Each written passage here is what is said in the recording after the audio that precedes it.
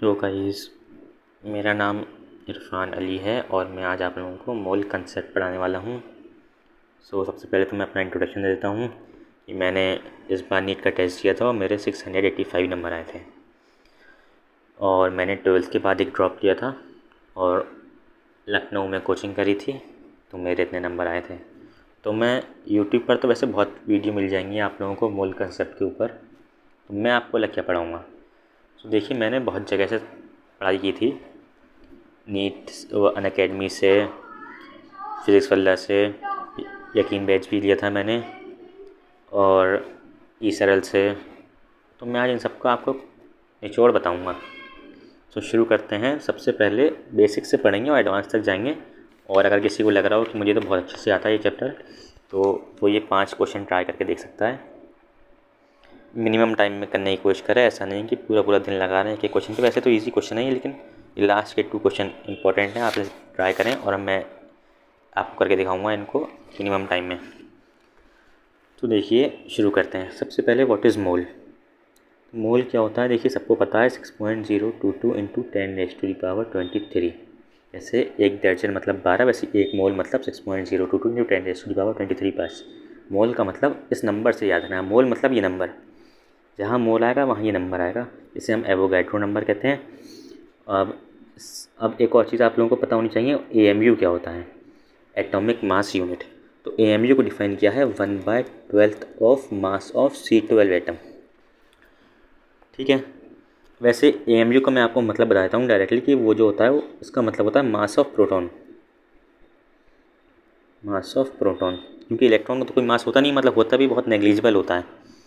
और वैसे भी C12 का मतलब 12 प्रोटॉन है इसके अंदर, तो 1/12 इसका मतलब मास ऑफ 1 प्रोटॉन हो गया, और जो कि होता है एक्चुअली 1.6 इंटू 10⁻⁻24 ग्राम।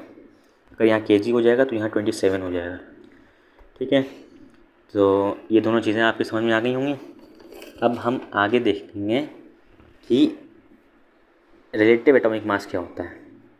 तो देखिए, आपको 3 चीज़ें पता होंगी, relative atomic mass, molar mass, relative atomic mass, molar mass, बस। तो देखिए, जहाँ खाली अगर 12 लिखा है, कार्बन का खाली 12 लिखा है, तो ये रिलेटिव एटॉमिक मास है, और 12 ग्राम लिखा है तो ये मोलर मास है। ठीक है। और 12 AMU लिखा है अगर कहीं पे, तो इसका मतलब एक एटम का मास है, एक एटम का मास है वो। ठीक है, तो ये तो बहुत बेसिक सी बातें हैं। और मैं आप लोगों को कुछ और इम्पोर्टेंट चीज़ें हैं, जैसे कुछ एलिमेंट्स का आपको मास याद होना चाहिए, जैसे chlorine, hydrogen, carbon, oxygen, nitrogen, sodium, बस। इनका मास जो है वो इम्पोर्टेंट है, बहुत यूज़ होता है इस चैप्टर में। तो क्लोरीन का 35.5 होता है, हाइड्रोजन का 1 होता है, कार्बन का 12 होता है, ऑक्सीजन का 16 होता है, नाइट्रोजन का 14 होता है, सोडियम का 23 होता है। ठीक है, ये आपको याद रखना है, इम्पोर्टेंट है। तो ये तो सब बेसिक बातें थी। अब हम आते हैं मास परसेंट क्या होता है। देखिए, हम जल्दी चलेंगे थोड़ा, क्योंकि हमें 1 शॉट में कवर करना है चैप्टर। मास परसेंट होता है mass of solute divide by mass of solution into 100। तो देखिए, मैंने सॉल्यूट को B क्यों लिखा है, आपको बहुत जगह मिल जाएगा। बहुत वीडियोस में लोग B का यूज़ करते हैं सॉल्यूट का। देखिए, मैं से आपको ट्रिक बताता हूँ उसे कैसे याद करेंगे। देखिए, अगर आपने शुगर सॉल्यूशन सुना है, इसका मतलब क्या, पानी में शक्कर है। तो पानी में हम शक्कर डालेंगे, तो पहले पानी प्रेजेंट है एक गिलास में, पहले पानी निकालेंगे, तो पानी को हम कह देंगे ए क्या हो जाएगा, सॉल्वेंट। तो अब बाद में क्या डालें हम, शक्कर, तो B क्या हो जाएगा, सॉल्यूट। तो ये बहुत जगह यूज़ होगा, सॉल्यूशन चैप्टर में तो बहुत यूज़ होता है इसका, A और B का, तो हम इसे ऐसे याद रखेंगे। और तो मास परसेंट हो गया। अब आता है mass by volume. Mass by volume, तो मास बाय वॉल्यूम मतलब mass of solute divide by volume of solution into 100। ये मास बाय वॉल्यूम हो गया। अब क्या आता है कि वॉल्यूम परसेंटेज। वॉल्यूम परसेंटेज भी इंपॉर्टेंट है, इसमें भी सेम जैसे मास परसेंटेज था वैसे वॉल्यूम परसेंटेज की volume of solute divide by volume of solution into 100। ठीक है। अब ये तो 3 चीज़ें थी। अभी हम पहले सारे कॉन्सेप्ट्स पढ़ेंगे, फिर उसके बाद फिर हम क्वेश्चंस पे जाएंगे। तो जल्दी जल्दी हम सारे कॉन्सेप्ट्स पढ़ लेते हैं। ये एक तरीके से आप रिवीजन वीडियो समझिए, और वैसे ऐसा कुछ खास भी नहीं था इन फॉर्मूलों में, बस फॉर्मूले हैं ये तो सीधे। मैं इनके बारे में और डिटेल में बताऊँगा अभी। अब एक मोलैरिटी का फॉर्मूला बहुत इंपॉर्टेंट है। तो मोलैरिटी का फॉर्मूला होता है number of moles of solute divide by volume of solution. Volume of solution. तो देखिए मोलैरिटी और मोलैलिटी, मोलैरिटी में देखिए मोल आ रहा है, तो इसका मतलब उसके फॉर्मूले में मोल आना ही आना है। Number of moles of solute divide by volume of solution. ऐसे क्या आता है मोलैलिटी, उसमें क्या होता है number of moles of solute divide by mass of solvent in KG. ये केजी बहुत इंपॉर्टेंट है, यहाँ पे यूनिट केजी बहुत इंपॉर्टेंट है। इसमें भी देखिए मोलैलिटी, इसमें मोल आ रहा है तो मोल्स तो आना ही आना है। और हमें ज़्यादा सॉल्यूट से ही लेना देना होता है, इसलिए हम सॉल्यूट ही, क्योंकि हमारे सॉल्यूट ही इंपॉर्टेंट है। उसकी कंसनट्रेशन बतानी है, उसी का प्योरिटी बतानी है, उसी की यील्ड बतानी है, तो ये इसलिए ज़्यादातर हम सॉल्यूट से ही डील करते हैं। अब ये तो थे फॉर्मूले। अब इनका यूज़ बताता हूँ मैं आप लोगों को। जैसे कहीं पे आपको दिया हुआ है 18% मास बाय मास ऑक्सीजन।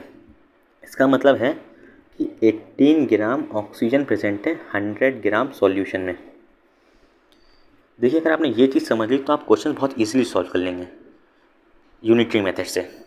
ऐसे कहीं लिखा हुआ है 18% m/v ऑक्सीजन प्रेजेंट है, तो इसका मतलब है 18 ग्राम ऑक्सीजन प्रेजेंट है 100 ml सॉल्यूशन में, 100 ml। ऐसे कहीं लिखा हुआ है कि 18% v/v ऑक्सीजन प्रेजेंट है, तो इसका मतलब है 18 ml ऑक्सीजन है 100 ml सॉल्यूशन में। तो देखिए यहाँ 100 क्यों लिख रहे हैं, इसका भी देखिए एक रीज़न है। ये परसेंट है ना, परसेंट क्या होता है PERCENT, सेंट। परसेंट में सेंट आ रहा है, सेंट का मतलब ही होता है 100। ऐसे आपने सुना होगा PPM, पार्ट्स पर मिलियन। इसका मतलब होता है mass of solute divide by mass of solution into 10⁻⁶। यहाँ 10⁻⁶ क्यों है, क्योंकि मिलियन है। मिलियन का मतलब ही होता है 10⁻⁶। मिलियन मतलब 10 लाख, 10 लाख में 6 जीरो आते हैं। ठीक है, ऐसे याद रखेंगे आप लोग। अब हम इसके बाद चलते हैं। हमने तो एक सबसे पहले वो बताना चाहिए था, लेकिन चलें अब बता दे रहा हूँ। मोल्स के फॉर्मूले होते हैं 3 मोल्स कैलकुलेट करने के। Given mass divide by molar mass, ये एक फॉर्मूला हो गया। दूसरा फॉर्मूला होता है number of particles divided by Avogadro number. और एक और फॉर्मूला होता है given volume divide by 22.4 litre. देखिए अगर यहाँ लीटर ले रहे हैं तो यहाँ ऊपर भी आपको लीटर में ही लेना पड़ेगा, ये इंपॉर्टेंट बात है। अगर आप यहाँ ml में लेंगे, जैसे 22 ये ml में हो गया, तो फिर आपको ऊपर भी ml में ही रखना पड़ेगा। तभी तो वो मोल्स निकालेंगे। मोल्स की कोई यूनिट नहीं होती। देखिए ये मास भी ग्राम में और मोलर मास भी ग्राम में कैंसिल हो जाएंगे, और यहाँ वॉल्यूम की दोनों की यूनिट सेम होगी तभी तो वो कैंसिल होगा। ठीक है। अब यहाँ मैं एक चीज़ बताना भूल गया, मोलैरिटी का मतलब बताना भूल गया था। यहाँ पे चलें नीचे बता दे रहा हूँ। ये मोलैरिटी अगर आपको कहीं दी हुई है किसी की 2m, तो इसका मतलब है कि 2 मोल्स प्रेजेंट हैं 1 लीटर सॉल्यूशन में। क्योंकि हम जो मोलैरिटी की फॉर्मूला होता है उसमें वॉल्यूम जो होती है हमेशा लीटर में ही रखते हैं। ये इंपॉर्टेंट, मतलब किसी और यूनिट में नहीं ले सकते आप। मोल्स रखेंगे तो उसमें वॉल्यूम लीटर में ही रखनी पड़ेगी। ऐसी मोलैरिटी का क्या मतलब होता है, मोलैरिटी का मतलब होता है, मानो कहीं मोलैरिटी दी है 2m, तो इसका मतलब है 2 मोल्स ऑफ सॉल्यूट प्रेजेंट हैं 1 kg सॉल्वेंट में, 1 kg सॉल्वेंट में। अब अक्सर एक क्वेश्चन पूछ लिया जाता है इंपॉर्टेंट, कि अगर एक कोई सॉल्यूशन है उसकी 2m मोलैरिटी है और एक सॉल्यूशन है उस मतलब वो सेम चीज़ का सॉल्यूशन है, मतलब उसमें सॉल्वेंट भी वही है और सॉल्यूट भी वही है, लेकिन उसकी जो मोलैरिटी है वो 2m है। तो इसमें पूछते हैं कौन ज़्यादा कंसनट्रेटेड है। तो देखिए 2m वाला जो होता है वो ज़्यादा कंसनट्रेटेड होता है। ये आप लोग याद रखिएगा कि अगर इंपॉर्टेंट क्वेश्चन होता है ये अक्सर पूछ लेते हैं बोर्ड में ही कौन ज़्यादा कंसनट्रेटेड है। तो जो मोलैरिटी वाला होता है, तभी हमने देखा मोलैरिटी में हम ज़्यादा डील करते हैं। आप कभी प्रैक्टिकल केमिस्ट्री में जाएंगे तो आपको मोलैरिटी में ही ज़्यादा डील करना है, क्योंकि मोलैरिटी ज़्यादा एक्यूरेट होता है मोलैलिटी से। मतलब एक्यूरेट तो नहीं कहेंगे, लेकिन कंसनट्रेशन की, जैसे मैंने अभी आपको एग्जांपल दिया कि 2m की कंसनट्रेशन ज़्यादा होगी इस मामले की बात कर रहा हूँ मैं। तो अच्छा, कैसे हुआ ये? तो देखिए, मानिए हम ले लेते हैं एग्जांपल, एक बकेट है जिसके अंदर पानी, उसके अंदर शक्कर पड़ी हुई है, शक्कर घुल गई है, इसे दिख नहीं रही है। तो देखिए इसका मतलब क्या हुआ कि 2 मोल शुगर प्रेजेंट है 1 लीटर सॉल्यूशन में, और उस मोलैलिटी का मतलब क्या हुआ, 2 मोल प्रेजेंट है 1 केजी वाटर में। सॉल्वेंट तो यहाँ वाटर है, तो वाटर में। अब देखिए 1 लीटर ये 1 केजी वाटर को अगर हम लीटर में कन्वर्ट करेंगे तो कितना होगा? वाटर की डेंसिटी होती है 1 केजी पर लीटर होती है ना, तो ये हो जाएगा 1 लीटर। वो 1 लीटर, यहाँ सिर्फ 1 लीटर सॉल्वेंट है। या आप देखिए यहाँ 1 लीटर से सॉल्वेंट है, और उसके अंदर फिर 2 मोल शुगर भी पड़ी है। तो सॉल्यूशन की जो वॉल्यूम है वो बढ़ गई है, 1 लीटर नहीं है, 1 लीटर तो सिर्फ वाटर है, और उसमें फिर 2 मोल शुगर भी तो है, तो उसकी भी तो कुछ वॉल्यूम होगी। तो यहाँ जो है 1 लीटर से ज़्यादा वॉल्यूम है, लेकिन यहाँ जो 1 लीटर है वो सॉल्यूशन की वॉल्यूम है। मेरे ख्याल में आप समझ गए होंगे, और नहीं समझ में आया तो आप रिपीट करके देख सकते हैं वीडियो भी। तो अब हम देखिए अगले कॉन्सेप्ट के ऊपर बढ़ेंगे अपने। तो और हाँ, मैं यहाँ पे एक बात बताना, ये जो फॉर्मूला है ये सिर्फ गैसेस के लिए है। ये बहुत इंपॉर्टेंट बात है कि बच्चे जो होते हैं, जहाँ वॉल्यूम देखा वहाँ ये फॉर्मूला लगा दिया, नहीं, ये फॉर्मूला सिर्फ गैसेस के लिए यूज़ होता है, only and only for gases. ये इंपॉर्टेंट बात है। अब हम एक बात बताएंगे आप लोगों को, मोलर फ्रैक्शन क्या होता है। तो देखिए मोलर फ्रैक्शन क्या होता है, मोल फ्रैक्शन कह रहा हूँ, सॉरी, मोल फ्रैक्शन। तो मोल फ्रैक्शन होता है नंबर ऑफ मोल्स, अगर मानिए आप सॉल्यूट का मोल फ्रैक्शन निकालना है, तो number of moles of solute divide by number of moles of solute plus number of moles of solvent. ये मोल फ्रैक्शन है सॉल्यूट का। और मोल फ्रैक्शन अगर ऐसे आप सॉल्वेंट का निकालेंगे तो वो आएगा number of moles of solvent divide by number of moles of solvent plus number of moles of solute. ठीक है, हमेशा XA प्लस XB जो होता है वो 1 होता है। ये बात आप याद रखिए, बहुत इंपॉर्टेंट बात है। अब इस चीज़ से लेके आप बहुत क्वेश्चन सॉल्व कर सकते हैं जहाँ मोल फ्रैक्शन दिया हुआ है और उसको मोल फ्रैक्शन को यूज़ करके आपको कुछ निकालना है। तो देखिए मानिए आपके पास 20 सॉल्यूट है, तो 20 सॉल्यूट का मोल फ्रैक्शन दे रखा है तो 0.6, इसका मतलब सॉल्वेंट कितना हो गया, 0.4। ठीक है, तो आप लोग डायरेक्ट इस चीज़ को मोल्स में कन्वर्ट करके यूज़ कर सकते हैं। आप मान लीजिए अगर वो चीज़ निकालनी है, परसेंटेज में निकालनी है या फिर कुछ भी निकालना है, तो आप डायरेक्टली इसको मोल्स के तौर पे यूज़ कर सकते हैं। आप इसको एक बार ट्राई करके देखिएगा और फिर मुझे बताइए कि आंसर सही आ रहा है या गलत आ रहा है। समझ रहे हैं ना मैं क्या कह रहा हूँ? ना कमेंट्स में आप लोग मुझसे पूछ सकते हैं डाउट कि मतलब मोल फ्रैक्शन को डायरेक्टली आप मोल्स के तौर पे यूज़ कर सकते हैं।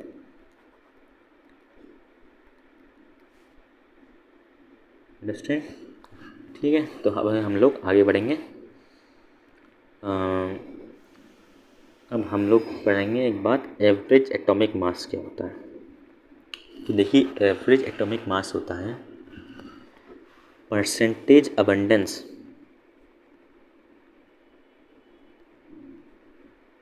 Of first isotope. ये आइसोटोप जिन एलिमेंट्स के होते हैं उनके लिए फॉर्मूला यूज़ होता है एवरेज एटॉमिक मास, उनके लिए निकाला जाता है एवरेज एटॉमिक मास जिनके बहुत सारे आइसोटोप्स होते हैं। आइसोटोप का मतलब पता ही होगा आप लोगों को कि आइसोटोप का मतलब होता है same atomic number but different atomic mass. जैसे कार्बन के 2 आइसोटोप होते हैं, C12 and C14। C14 radio active होता है, C12, और ये चीज़ आप लोग उसमें भी पढ़ेंगे फोटोसिंथेसिस में, बायो के चैप्टर में। Into percentage first isotope into atomic mass of first isotope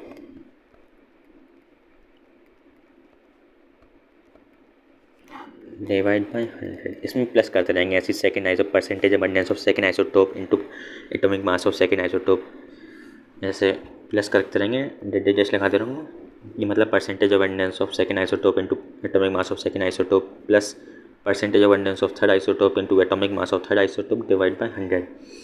तो देखिए अक्सर क्या होता है कि जिस आइसोटोप की परसेंटेज ज़्यादा होती है, मान लीजिए इसकी 98% है और इसकी 2% अबंडेंस है, तो जो एवरेज एटॉमिक मास आएगा वो 12 के ही पास में आएगा, अप्रॉक्स 12 पॉइंट कुछ आ जाएगा। तो इसको ऑप्शंस में आप डायरेक्टली कर सकते हैं ऐसे क्वेश्चंस। अब हम आते हैं किस पे, अब हम पढ़ेंगे मास percent of an element. Mass percent of an element in a compound. ये तो एक तरीके से बेसिक मैथ का क्वेश्चन हो जाएगा, इन अ कंपाउंड। तो देखिए इसका फॉर्मूला होता है, मतलब फॉर्मूला क्या है, तो डायरेक्ट आप खुद लॉजिक लगा के भी कर सकते हैं कि नंबर ऑफ एटम्स, उस एलिमेंट के जितने नंबर ऑफ एटम्स हैं इनटू एटॉमिक मास, उस एलिमेंट का जिसकी हम मास परसेंट निकालनी है, जिसकी हमें, डिवाइड बाय मॉलिक्यूलर मास उस कंपाउंड का इनटू 100। जैसे मान लीजिए आपकी फिजिक्स में परसेंटेज निकालनी है आपकी, तो आप क्या करेंगे, आप फिजिक्स के नंबर आप पे कितने आए डिवाइड बाय टोटल नंबर कितने हैं इनटू 100। वैसे ही हमें मास परसेंट निकालनी है ना एक एलिमेंट की, तो उस एलिमेंट का मास, उसके कितने एटम है उस कंपाउंड में या उस मॉलिक्यूल में, divide by molecular mass into 100। जैसे मान लीजिए आपको C6H12O6 ग्लूकोज का फॉर्मूला है, उसमें कार्बन की परसेंटेज निकालनी है आपको। तो कार्बन के 6 एलिमेंट है ना, 6 इंटू कार्बन का एटॉमिक मास 12 होता है, डिवाइडेड बाय इसका टोटल का मास कितना होता है 180 इंटू 100। तो ये एक मोल के लिए आ जाएगी मास परसेंटेज। मान लिया आपको दे रखा है कि 90 ग्राम में बताइए मास परसेंटेज कितनी आएगी कार्बन की, तो आप ऐसे ही करेंगे कि यहाँ पे नीचे जो है ये 90 ग्राम रखेंगे, 90 ग्राम नहीं रखेंगे, हम यही रखेंगे, ठीक है ना। देखिए अगर 90 ग्राम दे रखा हो तो मैं आपको बताता हूँ क्या करना है आपको। तो देखिए 90 ग्राम का मतलब हो गया आधा मोल। अब आधा मोल तो मास परसेंटेज उतनी रहेगी, पहली बात तो ये है, क्योंकि देखिए आधा, जिस मोल आधा हो जाएगा तो कार्बन के, देखिए मैं बता रहा हूँ आपको, अब एक्सप्लेन करना ही पड़ेगा पूरा, जब मैंने बात शेयर दी है तो C6H12O6 मैंने कहा कि 90 ग्राम है, तो इसका मतलब क्या हुआ कि इसके ना 6 कार्बन एटम हैं प्लस 12 हाइड्रोजन है प्लस 6 ऑक्सीजन है। 90 ग्राम मतलब आधा मोल, आधा मोल तो 6 कार्बन मतलब 6 मोल ऑफ कार्बन। एक, अगर ये 1 मोल होता तो ये 6 मोल ऑफ कार्बन होता, लेकिन ये आधा मोल ऑफ कार्बन है तो ये भी आधा मोल हो जाएंगे, यानी ये 3 मोल हो जाएंगे कार्बन के। ऐसे ये 6 मोल हो जाएंगे हाइड्रोजन के, ऐसे ये 3 मोल हो जाएंगे ऑक्सीजन के। तो फिर आपको 3 मोल का मास रखना पड़ेगा, मतलब 3 एटम का मास रखना पड़ेगा, कि 3 इंटू 12 डिवाइड बाय 90 इंटू 100, ऐसे निकालेंगे। फिर आप समझ रहे हैं ना, 3 कार्बन एटम का मास रखो या फिर 3 मोल का मास रखो, मास तो हम उतनी रखेंगे ग्राम में, एटम का रखेंगे तो एमवी में चला जाएगा, वो बात वो नहीं पूछेगा, अगर ग्राम में दे रखा है तो ग्राम में ही लेंगे, ठीक है ना। तो अब हम लोग आगे बढ़ते हैं, अब हम लोग जाएंगे किसकी तरफ, एम्पेरिकल फार्मूला। एक बहुत इंपॉर्टेंट बात है एम्पेरिकल फार्मूला, बहुत क्वेश्चन पूछा जाता है एम्पेरिकल फार्मूला का। तो एम्पेरिकल फार्मूला होता क्या है, एम्पेरिकल फार्मूला सबसे पहले आप जानिए, एम्पेरिकल फार्मूला होता है कि मिनिमम मोलर रेशियो। जैसे अभी हमने ग्लूकोज का ऊपर एग्जाम्पल लिया, तो उसका जो एम्पेरिकल फार्मूला हो जाएगा वो CH2O हो जाएगा, मिनिमम मोलर रेशियो। अब देखिए इस पर क्वेश्चन कैसे पूछते हैं, इस पर आपको दे देंगे कि मान लीजिए कि एक कंपाउंड है, वो बताएंगे नहीं कि वो ग्लूकोज है, मतलब ऐसे कहेंगे कि क्वेश्चन में होगा कि एक कंपाउंड है, उसमें कार्बन की परसेंटेज है कुछ, मान लीजिए कुछ भी 28% मान लीजिए, ऐसी फिर हाइड्रोजन की परसेंटेज आपको कुछ दे रखी होगी कि ये इतना परसेंट है, ऐसी ऑक्सीजन की परसेंटेज आपको दे रखी होगी कितना परसेंट है। फिर आपसे पूछा होगा कि बताइए इसका एम्पेरिकल फार्मूला क्या होगा। तो देखिए अगर आपको जहाँ तो यहाँ परसेंटेज रखी होगी या यहाँ पे वेट दे रखा होगा कि इतना ग्राम कार्बन प्रेजेंट है, इतना ग्राम हाइड्रोजन प्रेजेंट है, इतना ग्राम ऑक्सीजन प्रेजेंट है, तो एक हमने परसेंटेज लिया, एक वेट लिया, ठीक है। या तो डायरेक्ट मास का रेशियो गिवन होगा कि C कार्बन हाइड्रोजन ऑक्सीजन जो है वो X/Y/Z के मास में प्रेजेंट है इस कंपाउंड में। एक कंपाउंड है जिसके अंदर कार्बन हाइड्रोजन ऑक्सीजन का जो मास रेशियो है वो ऐसा है, तो उसका एम्पेरिकल फार्मूला बताइए। तो ये 3 सिचुएशन जो मैंने आपको बताई, इस केस में आपको मोल तो क्या करना होता है एम्पेरिकल फार्मूला निकालने के लिए, इन तीनों केस में आपको मिनिमम मोलर रेशियो निकालना होता है, मिनिमम मोलर रेशियो। तो वो कैसे निकालेंगे, तो देखिए अगर मान लीजिए आपको मास परसेंट ये रखे कि 28%, मतलब 28% कार्बन प्रेजेंट है और कुछ परसेंट हाइड्रोजन है, कुछ परसेंट ऑक्सीजन है, तो आपको क्या करना है कि वही मास परसेंट को, डायरेक्ट मास परसेंटेज के बिना उसको उसके एटॉमिक वेट मतलब वही मोलर मास से डिवाइड कर देना है। ऐसे तीनों से, मतलब तीनों के मास परसेंट को तीनों के उससे एटॉमिक मास से डिवाइड कर देना है। फिर उन तीनों का रेशियो निकाल लेना है। जैसे मान लीजिए आपको ऐसे आया कि इसका आ जाएगा, आपको मान लीजिए कुछ आ गया इसका 6:12:6, ऐसा मान लीजिए कुछ आया कि इसका कुछ मास परसेंटेज दे रखी थी, उसके एटॉमिक वेट से डिवाइड करने पर 6 आया। ऐसी हाइड्रोजन का कुछ मास परसेंटेज दे रखी थी, उसके हाइड्रोजन के मास से डिवाइड करने पर उसका आया 12। ऐसे ही यहाँ पे भी 6 आ गया ऑक्सीजन के लिए। तो उसका मिनिमम मोलर रेशियो क्या हो जाएगा, 1:2:1 हो जाएगा। ठीक है ना, ऐसे हम लेना है। अब मान लीजिए वेट दे रखा है, तो वेट को तो कुछ नहीं, वेट को भी फिर आपको एटॉमिक वेट से डिवाइड करना पड़ेगा और ऐसे ही फिर हम लोग जाएंगे। आपको डायरेक्ट मास रेशियो दे रखा है, तो आप मास रेशियो में मान लीजिए एक्स है ना, फिर आप डायरेक्ट एक्स को लेके करिए, मानिए x divide by atomic weight of carbon. ऐसे फिर y divide by atomic weight of, अगर ये हाइड्रोजन का वाई है तो हाइड्रोजन, फिर ऐसे ही ऑक्सीजन के लिए, फिर ऐसे फिर रेशियो निकाल लेंगे। मैं एक क्वेश्चन के जरिए समझा दूंगा अभी आपको इसी वीडियो में, या फिर आप लोगों ने अगर कहीं पढ़ा होगा तो आप लोगों को समझ में आ गया होगा। अब हम लोग आगे जाएंगे। एक चीज़ होती है वेपर डेंसिटी। क्या होता है वेपर डेंसिटी? होता है मॉलिक्यूलर मास डिवाइड बाय 2। ठीक है, और मैं एक तरीके से आपको रिवीजन करवा रहा हूँ। तो अब यहाँ पे ज़्यादा चीज़ें कवर हो गई हैं। हाँ, एक चीज़ बची है, लिमिटिंग रिएजेंट। लिमिटिंग रिएजेंट क्या होता है? देखिए, लिमिटिंग रिएजेंट होता है वो कंपाउंड या फिर वो एलिमेंट जो रिएक्शन में पूरा कंज्यूम हो जाए, तो वो एक तरीके से रिएक्शन को डिटरमाइन करता है, उससे हम लिमिटिंग रिएजेंट कहते हैं। अभी हमें उस एक क्वेश्चन से देखेंगे। ठीक है, अब क्या बचा? अब एक चीज़ बचती है minimum molar mass, minimum molecular mass या मिनिमम मोलर मास। तो देखिए, अगर इसको मैं क्वेश्चन से यही समझा दे रहा हूँ कि मानिए अगर आपको कहीं दे रखा है 8% ऑक्सीजन प्रेजेंट है किसी एंजाइम में, किसी एंजाइम में 8% ऑक्सीजन प्रेजेंट है, और आपसे पूछा है उसका मिनिमम मॉलिक्यूलर मास बताइए उस एंजाइम का, तो आप कैसे निकालेंगे? तो आपको कुछ नहीं करना है, ये आपको 8% जो रखा है उसमें उसको लिखेंगे। उस ऑक्सीजन का जो मिनिमम मास होता है वो कितना होता है? 16 होता है ना, 16। तो 16 रख के डिवाइड बाय एक्स। ये एक्स क्या है? वो हमने मिनिमम मॉलिक्यूलर मास मान लिया एंजाइम का इंटू 100। आपको कुछ नहीं करना, आपको ये करना होता है, और आप सॉल्व करेंगे, एक्स की वैल्यू आ जाएगी, एक्स की वैल्यू आ गई 200। तो देखिए, मिनिमम मॉलिक्यूलर मास में जो मतलब किसी भी चीज़ की जो परसेंटेज दे रखी होती है, ऑक्सीजन की दे रखी थी यहाँ पे, तो हम ऑक्सीजन का मिनिमम मास क्या होता है? 16, 16, यहाँ 16 रख दिया बस। ये करना होता है और कुछ नहीं करना होता है इन क्वेश्चन में। अब क्या बचा हमारे लिए? अब बचा हमारे पास कि एक चीज़ होती है प्योरिटी। प्योरिटी क्या होता है?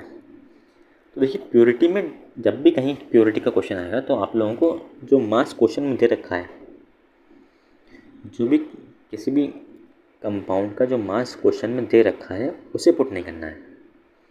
मास गिवन इन क्वेश्चन, उसे पुट नहीं करना है आप लोगों को।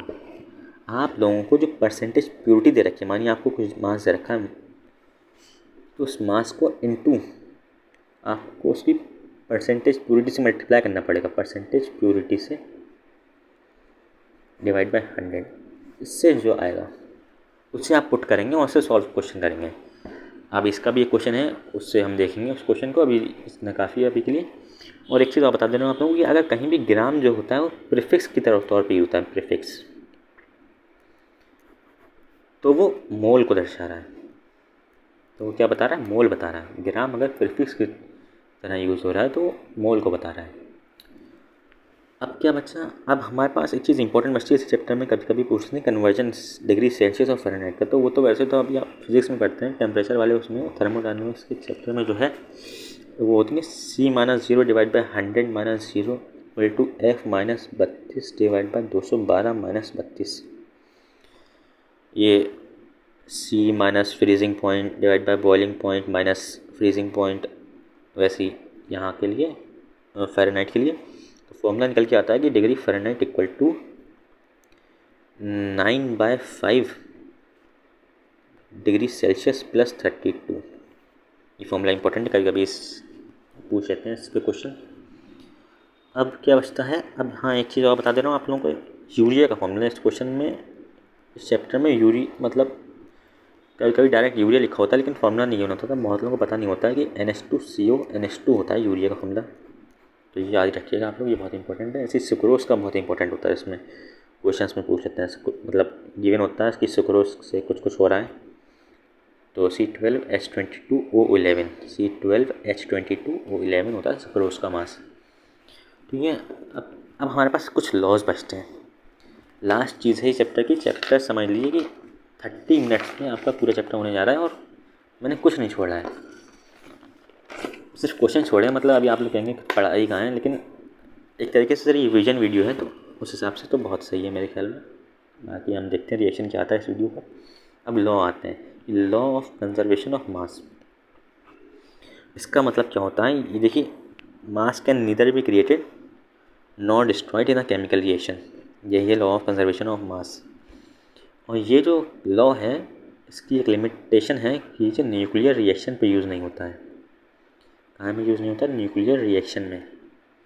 अब देखिए न्यूक्लियर रिएक्शन में क्यों यूज़ नहीं होता। देखिए आप लोगों ने फॉर्मूला पढ़ा होगा, ये अपन नहीं पढ़ा तो पढ़ेंगे, E = डेल्टा M × C²। क्योंकि उसमें जो मास होता है वो एनर्जी में कन्वर्ट हो जाता है। डेल्टा M जो होता है मास डिफेक्ट, वो एनर्जी में कन्वर्ट होता है, इसलिए न्यूक्लियर रिएक्शन में ये law of conservation of mass apply नहीं होता है। अब हमारे पास एक लॉ होता है कि law of constant proportion. Law of constant proportion, तो इसमें क्या होता है कि देखिए कि दो एलिमेंट्स जो होते हैं वो एक कांस्टेंट प्रोपोर्शन में कंबाइन करेंगे कंपाउंड बनाने के लिए। जैसे H2O है, तो H2O का जो रेशियो आता है निकल के 2:16 यानी 1:8। ये हमेशा 1:8 के ही मास में कंबाइन करेंगे तो जाके H2O बनाएंगे हमेशा। देखिए इस लॉ की भी एक लिमिटेशन आती है आइसोटोप्स में।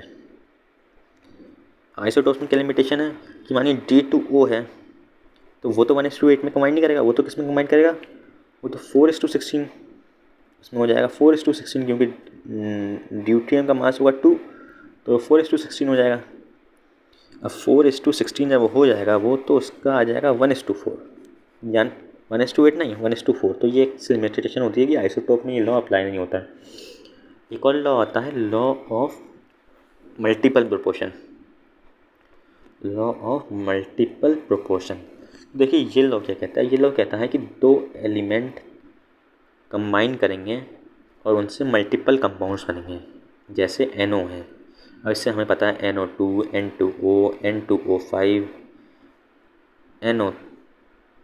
NO भी बनता है कंपाउंड। तो ऐसे बहुत सारे कंपाउंड बनेंगे इन दो एलिमेंट से। ये आ गया लॉ ऑफ मल्टीपल प्रोपोर्शन। एक लॉ आता है law of reciprocal proportion. Reciprocal proportion मैं लिख नहीं रहा हूँ पूरा, रेसिप्रोकल। इस ये लॉ क्या कहता है, इसमें ये कहता है तीन एलिमेंट कंबाइन करेंगे और मोर देन 2 कंपाउंड बनाएंगे। जैसे यहाँ CH2, SO2, CO2। और तीन एलिमेंट, और जो तीन एलिमेंट कंबाइन करेंगे और वो 2 से ज़्यादा कंपाउंड बनाएंगे और 2 कंपाउंड में एक एलिमेंट कॉमन होगा। देखिए इन दोनों में C कॉमन है, इन दोनों में O कॉमन है, इन दोनों में S कॉमन है, ऐसी। अब देखिए हमारा हर चीज़ कवर हो गई है चैप्टर में, कुछ बता नहीं, ये सारे कॉन्सेप्ट्स मैंने कवर कर दिए हैं। अब आते हैं हम क्वेश्चंस के ऊपर। देखिए जो क्वेश्चंस हैं ना 5, इनको हम नेक्स्ट पार्ट में कवर करेंगे और ये वीडियो ज़्यादा इंपॉर्टेंट हो जाएगी आप लोगों के लिए जिसने पहला पार्ट देखा है। तो सेकंड पार्ट को ज़रूर ज्वाइन करिएगा आप लोग, ठीक है। Thank you.